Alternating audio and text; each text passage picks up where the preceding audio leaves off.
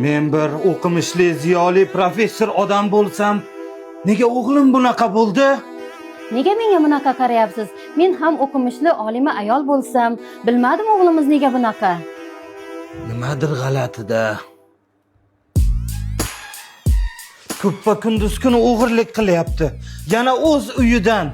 Nimadir g'alatida. Keling. Sizda gapim bor edi, maylimi uyingizga kirib gaplashib olsak? Mayli-ku, siz kimsiz? Farzandingizni dunyoga keltirgan hamshira bo'laman. To'g'risini aytsam, vijdon azobida qiynalib ketdim.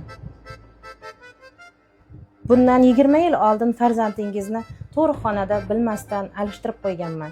Kechira olsangiz, kechiring meni. Ko'nglim sezgandi. Manzilini bering. Kim bor?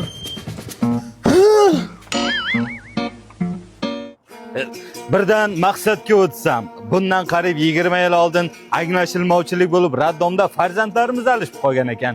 O'shanga o'g'lingizni olib keldim. Mana g'irt o'zingiz, meni o'g'limni chaqirib bersangiz, insofli, odobli, ziyoli o'g'il. Qani meni farzandim? Kim ekan, dada? Sani haqiqiy o'rtoqdan kelib olib ketgani. Voh! Ketaveringlar, men normal yashayapman.